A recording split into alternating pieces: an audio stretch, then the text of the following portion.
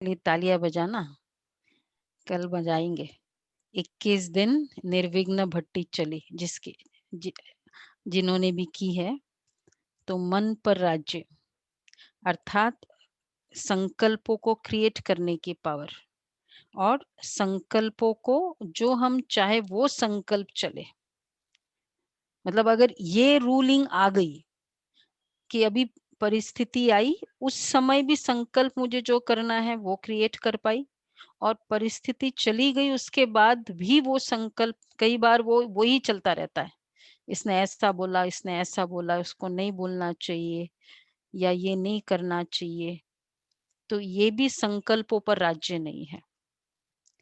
तो इसलिए हम पावर टू क्रिएट पर फोकस कर रहे हैं। परिस्थिति और परिस्थिति के बाद भी जो मैं संकल्प करना चाहूं वो मैं क्रिएट कर पा रही हूं, और नहीं तो जो चेक करे संकल्पों में अभी भी थोड़ा सा भी काम क्रोध का बीज तो नहीं है। आज बाबा ने कहा है काम क्रोध का बीज। क्या किसी के प्रति क्रिमिनल दृष्टि या कुछ भी विकारी देखने का संकल्प आता है? तो इसका मतलब संकल्प पे काम और क्रोध का बीज है। तो इसका प्रूफ क्या होगा? तो वही जैसे अभी बताया कि परिस्थिति के बाद भी वो चिंतन चलता रहेगा, परिस्थिति के समय भी वो इम्पैक्ट होता रहेगा। जैसे मैंने व्हाट्सएप मैसेज देखा तो ऑटोमेटिक फिर उसका इम्पैक्ट चलता रहेगा उस समय। तो चेंज ये हमारा श्रेष्ठ ब्राह्मण जीवन है, विकारों से बहुत बहुत दूर रहना है। तीसरा है हर एक के प्रति आत्मिक दृष्टि, और फोर्थ है बाबा हमें डायरेक्शन देते हैं कि योग बल से पावन बनो। तो अभी कैसे हमको संकल्प क्रिएट करना है? जो भी संकल्प है कि फर्स्ट ऑफ ऑल जैसे काम क्रोध का बीज है, बीज है तो मतलब क्या प्रूफ होगा? जैसे ही कोई पानी डालेगा ना, इमीडिएटली वृक्ष बन जाएगा। ये बहुत अच्छा बीज है, क्या बोलते हैं उसको, इंस्टेंट ट्री वाला बीज है। तो जैसे ही किसी ने कुछ कहा, मेरे अंदर वो देह अभिमान है, एकदम इंसल्ट की फीलिंग आएगी, इंसल्ट की फीलिंग आएगी, क्रोध आएगा, वही सहन शक्ति की कमी, सहन शक्ति है नहीं वाचा कर्मणा में। फिर उस समय भी क्रोध आया नहीं, तो इंटरनल मैंने उसको चुपचाप चुप भी रही, लेकिन अंदर क्रिएट होता रहा। तो अंदर संकल्प जो मैं नहीं चाहती वो क्रिएट हो रहा है। उस समय हम चाह नहीं रहे हैं, वो ऑटोमेटिक क्रिएट हो रहा है। तो संस्कार, तो संस्कार और संकल्प, संस्कारों के कारण वैसे संकल्प क्रिएट हो रहे हैं।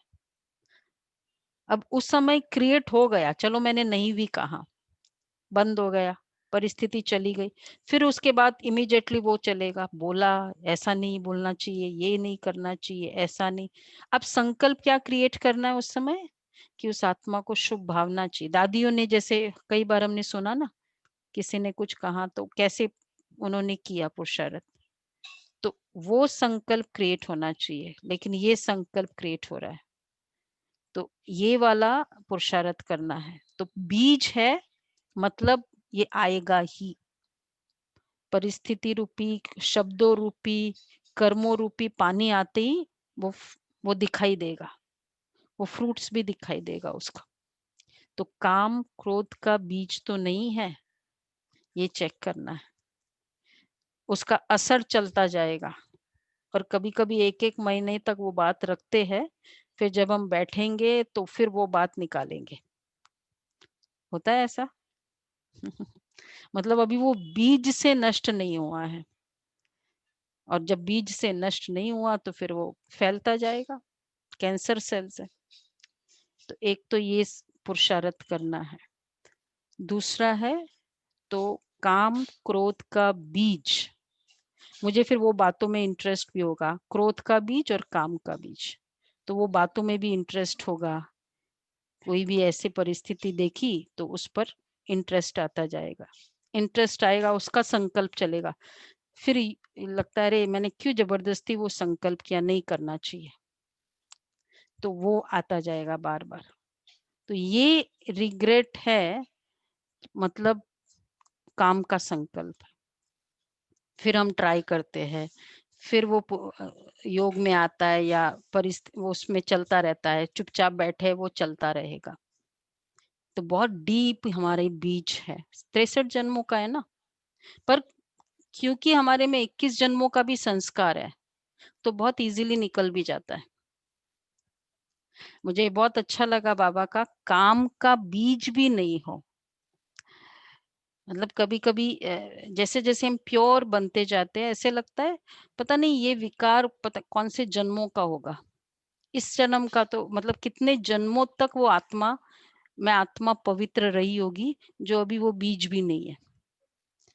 दादी गुलजार के लिए कहा जाता है ना, मतलब दादी गुलजार कई बार कहती कि इतना डीप प्योरिटी है, तो पता नहीं कितने जन्मों का वो संस्कार है। ऐसा हमें अपने आप में करना है। तो ये हुआ संकल्पों पर राज्य। आज देखना पूरे दिन में कुछ आई परिस्थिति, उस समय मैं क्रिएट करूंगी, आत्मा जो बोलेगी वो संकल्प, वो आत्मा कहेगी चुप रहना है, फॉरगिव करना है, मतलब नो, उसके संकल्प चलाना है, शुभ भावना रखना है। आत्मा ये कह रही है, मन में काम या क्रोध के संकल्प चल रहे हैं, तो आत्मा राज्य करेगी, कर रही है, या मन राज्य कर रहा है। तो एक ये, दूसरा है बुद्धि पर राज्य। तो आज का था डिसाइड करे, ऑनेस्ट एंड लॉयल, वफादार बनना। हम ऑनेस्ट है, लेकिन क्या हम लॉयल भी है, फेथफुल? जो लॉयल होता है उस पर हम फेथ बहुत जल्दी कर सकते हैं। लॉयल अर्थात एक बाप दूसरा न कोई। जो लॉयल होता है ना, वो जैसे हम कहते हैं डॉग बड़ा मास्टर के प्रति लॉयल होता है, लॉयल्टी में एक के प्रति कमिटेड होते हैं, एक के प्रति फेथफुल होते हैं। तो मैं बाबा से लॉयल हूँ, ऑनेस्ट हूँ, ठीक है, लॉयल भी हूँ, ये हमें देखना है। तो कोई भी चेंज है तो बुद्धि में चेक करें, हम बाबा के प्रति कितने ऑनेस्ट और वफादार है। कहीं कोई भूल होती है तो क्या मैं सबसे पहले बाबा को बताती हूँ? तो अब मुझे जैसे ही काम क्रोध आया, भी मुझे पता ये ठीक नहीं था, इमीडिएटली बाबा, ये मुझे संकल्प आया। रियलाइजेशन पावर भी वर्क करेगी और लॉयल्टी भी बाबा के साथ। मुझे संगम युगी तो चेंज क्या करना है, बहुत बहुत ऑनेस्ट और वफादार होना है एक के प्रति। लॉयल्टी में बहुत इंपॉर्टेंट है, एक बाप दूसरा न कोई। और दूसरा, अगर मुझसे कोई भूल होती है तो मुझे सबसे पहले बाबा को बता करके हल क्या होना है। बाबा ने कहा ना, बताने से हल्का हो जाएगा। वैसे भी शेयरिंग अपने आप में एक हल्कापन है, पर मनुष्य से की शेयरिंग में हल्कापन आता है या नहीं, वो हमें देखना होगा। मुझे बाबा से कुछ भी छिपाना नहीं है, अर्थात कंप्लीटली लॉयल्टी टुवर्ड्स बाबा। वैसे हम कहते बाबा से क्या छिपा है, लेकिन बाबा को इमर्ज करके अपने आप को बताना, पता तो सब होता है, कई बार होता नहीं है, हमको एम्प्लॉइज का पता होता है, लेकिन उसका बताना फिर भी जरूरी होता है। हमारा पता होना और उसका बताना, उसमें गैप नहीं होना चाहिए, वहीं फेथ पर डाउट आता है।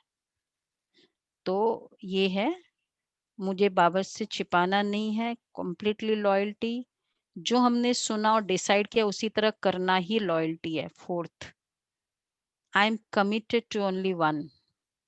और सिक्स्थ है, बाबा को बताने से आगे के लिए खबरदार भी हो जाते हैं।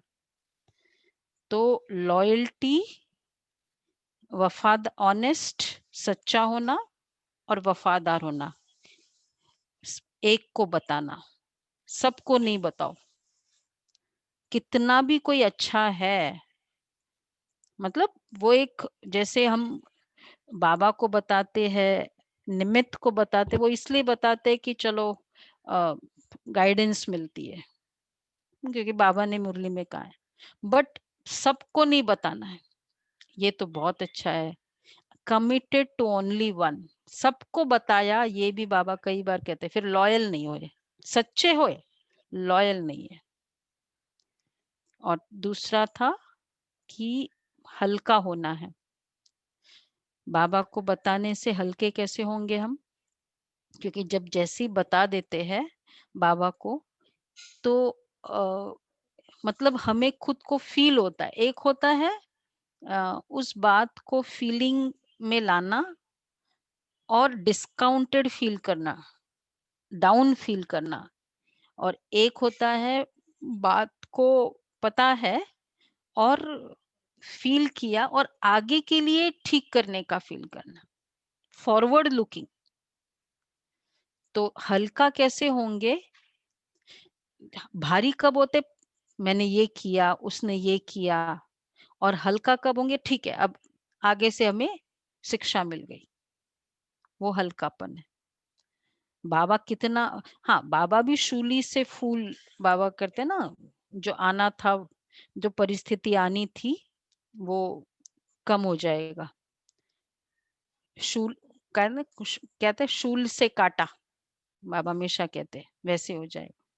परिस्थिति तो आएगी, विक्रम तो कर दिया ना, बाबा कुछ नहीं करेगा, बाबा ने मुरली में कह दिया। लेकिन क्योंकि आत्मा में शक्ति बढ़ेगी। अब ये उषा बहन कई बार कहती है, एक बार उनको किसी ने प्रेडिक्ट कर दिया। वो ट्रेन में बैठी थी, हाथ देखा, एस्ट्रोलॉजर थी, तो उसने बोला कि आप विद इन 6 मंथ्स इस ऑर्गेनाइजेशन को छोड़ के चले जाओगे। आप लोगों ने सुना होगा ये बात को।